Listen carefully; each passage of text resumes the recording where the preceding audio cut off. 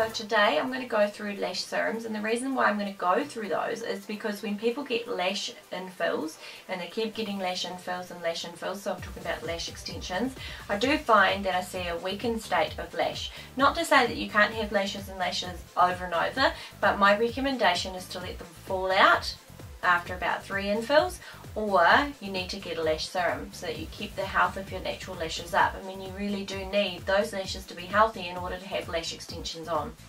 So the first one I'm going to go through is more of a natural option. It has things like licorice, lovage, safflower, ginseng and things like that. It has also some preservatives in it as well, but it is very different than the protein or the hormone option. Okay, so it's called Max 2 and it's by Nouveau Lashes. Nouveau Lashes is who I trained with to begin with, so I tend to like their stuff. This is called Oriental Mystic Herbs for Women or / Man. Sounds a bit weird, but it is more of a natural option, and I have seen this used and I have seen results from it. Whether it was fast results, it was okay results, it was alright results, but it was results.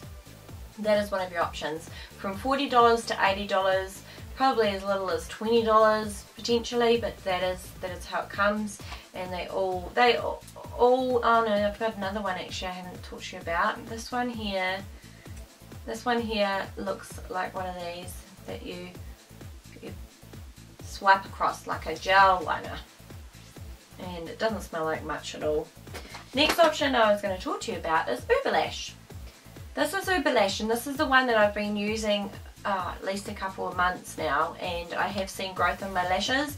You don't see more curl in your lashes. You can't get more curl from doing lash serums. If they're curly as they grow, great, but if you're straight, you are still going to have straight lashes. Yes, they'll have length and they'll look better with mascara on, but they're not going to be the same as lash extensions. So Lash retailed originally when it first came out at $179 New Zealand, then it went down to $139. So this is your middle class expense type of product. It is a protein based product. Hair loves protein, eyelashes are hair, so it is more of a there aren't very many side effects from using a protein based serum. As far as I'm aware and concerned, I would go for a protein, but a lot of people love the hormone ones.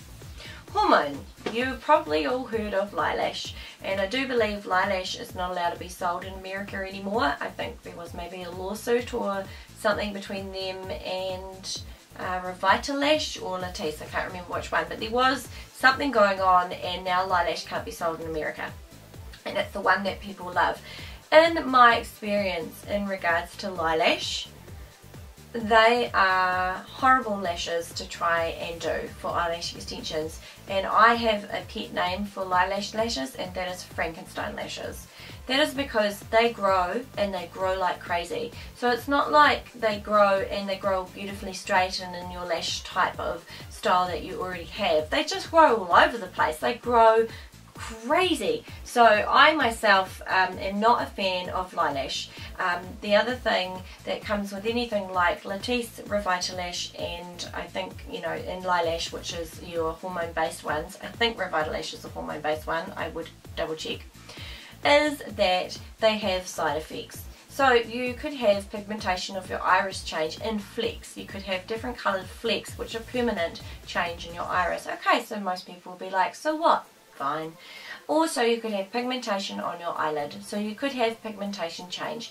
If you are prone to pigmentation, probably not a good idea to use a hormone based product. But if not, and you want something that works and works, you know, it's still going to be 3 to 4 months. Lash is a couple of months, but you could go for Latisse. Though Latisse is actually a product which has to be prescribed by a doctor.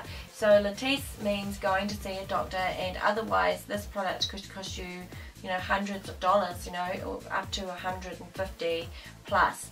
You use microfiber swabs, and you open up your Latisse package with all your warnings and everything because it's prescribed, and you get this little bottle, and you dip that in the top of it and you run that along the top, and you do that once a day.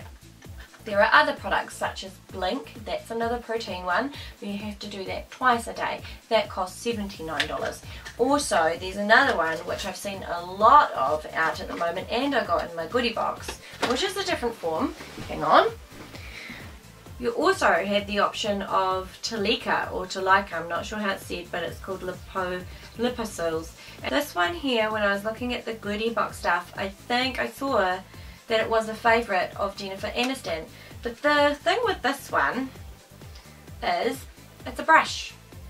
And I don't like brushes because it means I have to put it on before I put anything else on in the day. And a lot of people that wear or have a lash serum or use a lash serum will still wear mascara because their own natural lash is not going to look, you know, like enough of a, you know, lengthening factor by itself. So it means I have to remember to put this on before my mascara. If I use a serum that looks like an eyeliner, then I can put everything on. Well, probably not primer on my eyes and things like that, but I can, you know, I can do that as an afterthought kind of thing rather than this. It's not my favourite thing.